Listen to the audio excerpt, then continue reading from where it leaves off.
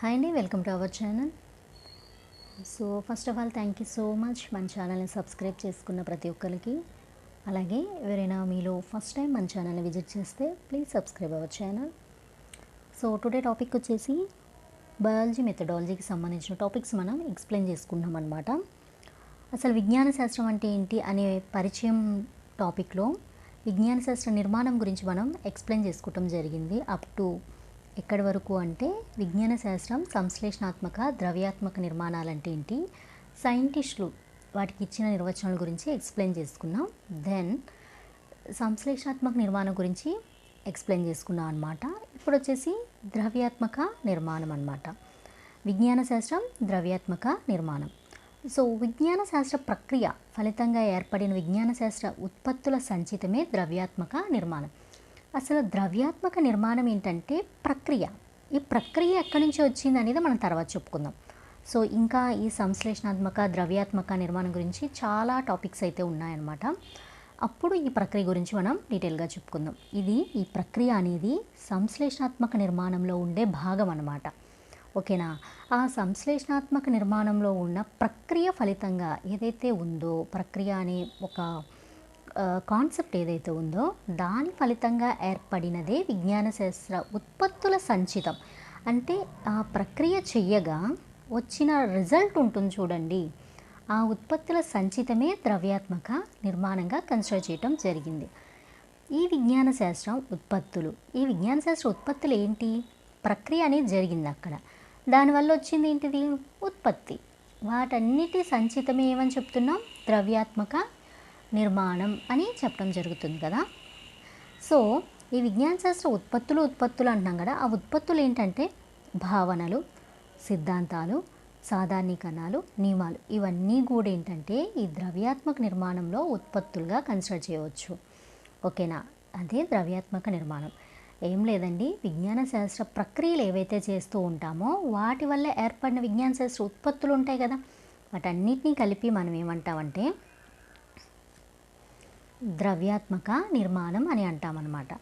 ఏంటి ఆ ఉత్పత్తులు అంటే భావనలు, సిద్ధాంతాలు, సాధారణీకరణాలు, నియమాలు మొదలైనవి. వీటన్నిటినీ కలిపి కూడా విజ్ఞాన శాస్త్రం యొక్క ఉత్పత్తులే అంటాం. ఎస్. ప్రకృతి.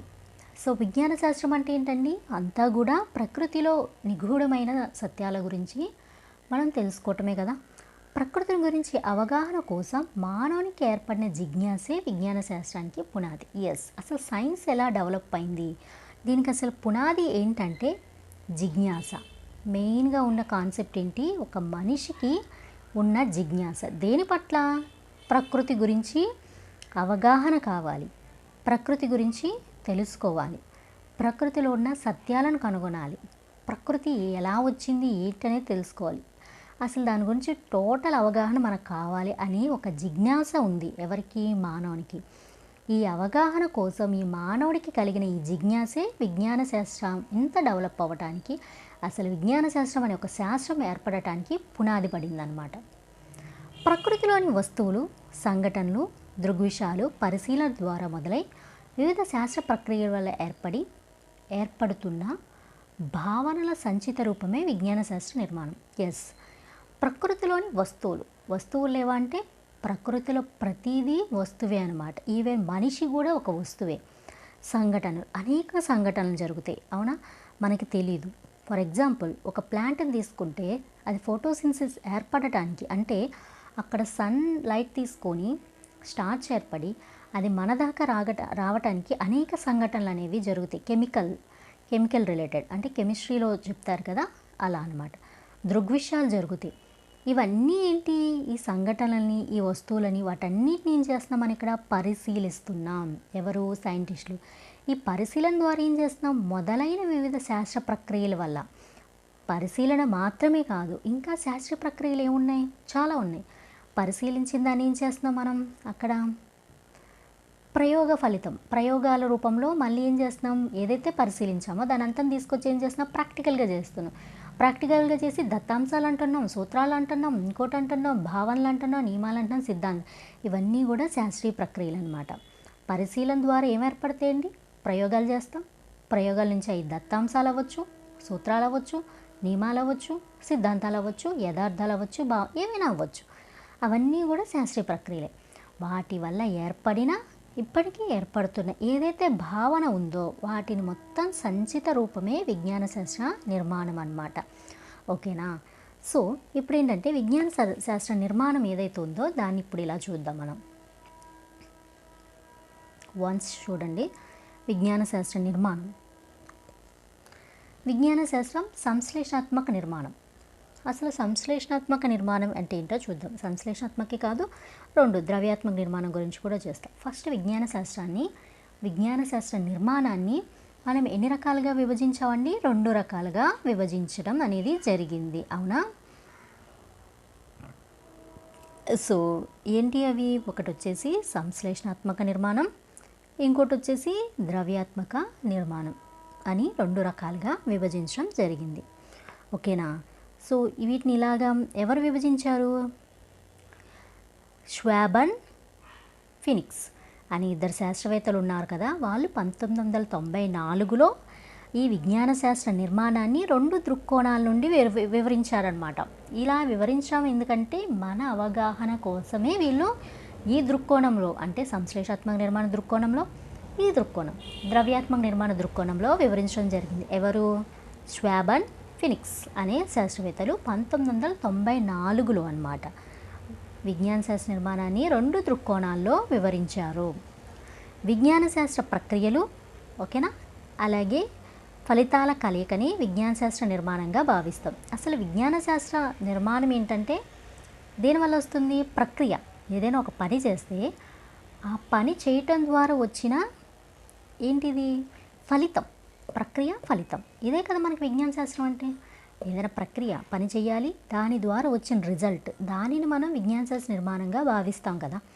వీటిని, ఆ నిర్మాణాన్ని ఎన్ని రకాలుగా అంటాం? సంశ్లేషాత్మక నిర్మాణం అవుతుంది, అలాగే ద్రవ్యాత్మక నిర్మాణంగా కూడా వివరించవచ్చు. ఒకటేనండి, విజ్ఞాన శాస్త్ర నిర్మాణం అంటే ఏం లేదు, ప్రక్రియ.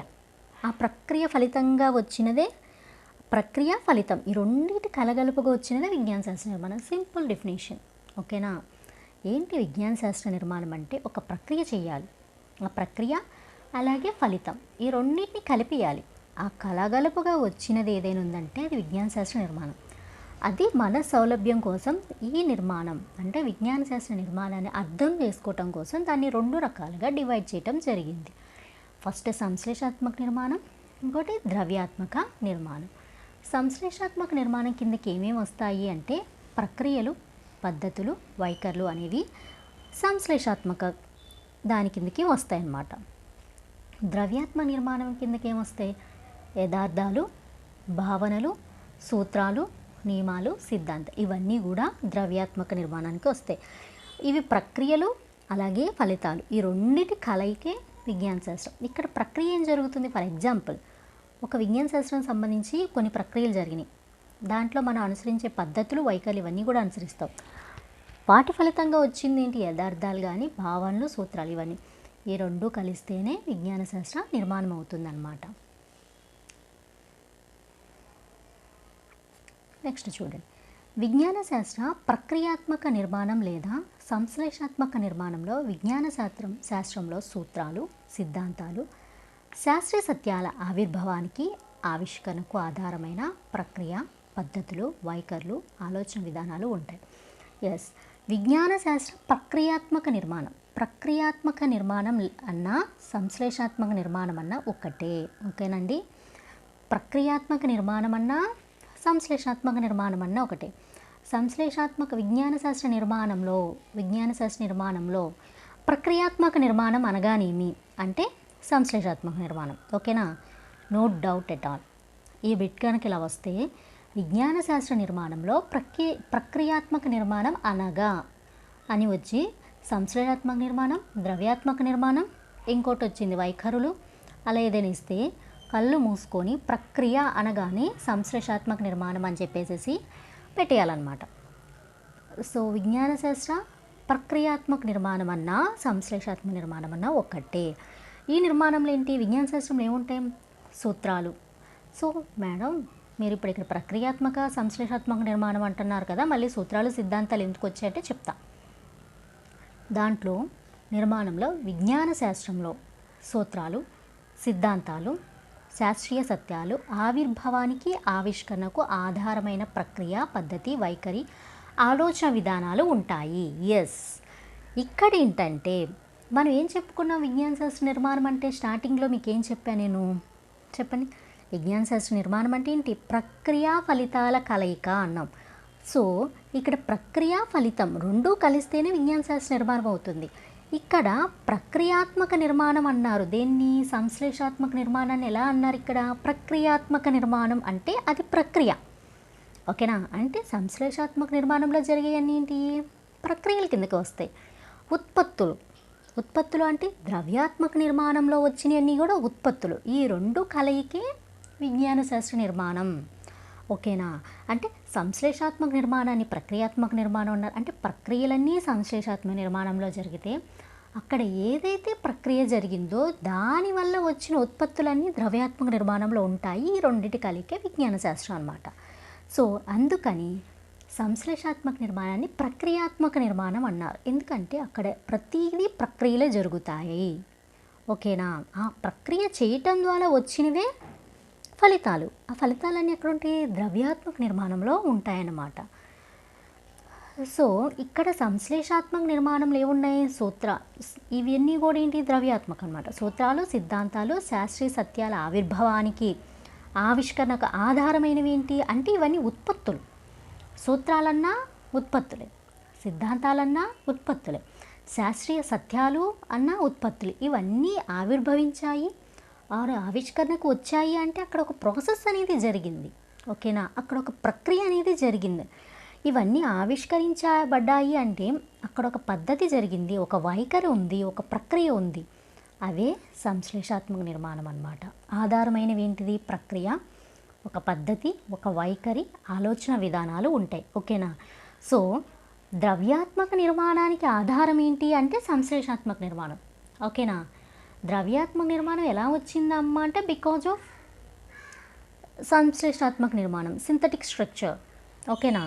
దాని ద్వారా మాత్రమే ద్రవ్యాత్మక నిర్మాణం వచ్చింది. సో ఒక యథార్థం ఏర్పడింది అంటే ఈ సంశ్లేషాత్మక నిర్మాణం వల్లే యథార్థాలు ఏర్పడిన, సూత్రాలు ఏర్పడిన, భావనలు ఏర్పడిన, నియమాలు, సిద్ధాంతాలు వీటన్నిటికీ శాస్త్రీయ సత్యాలు ఆవిర్భవించాయి, ఆవిష్కరించాయి అంటే మనం ఏదైతే చేసామో ఒక ప్రక్రియ కానీ, మనం ఫాలో అయిన ఒక పద్ధతి కానీ, ఒక వైఖరి కానీ, మన ఆలోచన విధానం అంటే సైంటిఫిక్ థింకింగ్ అన్నమాట. ఇవన్నీ కూడా వాటికి ఆధారం. అంటే ద్రవ్యాత్మక నిర్మాణం సంశ్లేషాత్మక నిర్మాణం లేకుండా ఉండదంటే ఖచ్చితంగా ఉండదు. ఎందుకంటే సంశ్లేషాత్మక నిర్మాణం అంటేనే ప్రక్రియ. ఒక ప్రక్రియ ఉంటేనే కదా ఫలితం వచ్చేది. అవునా? ఈ రెండింటి కలయిక ఉంటేనే విజ్ఞాన శాస్త్ర నిర్మాణం అనేది జరుగుతుంది. ఓకేనా?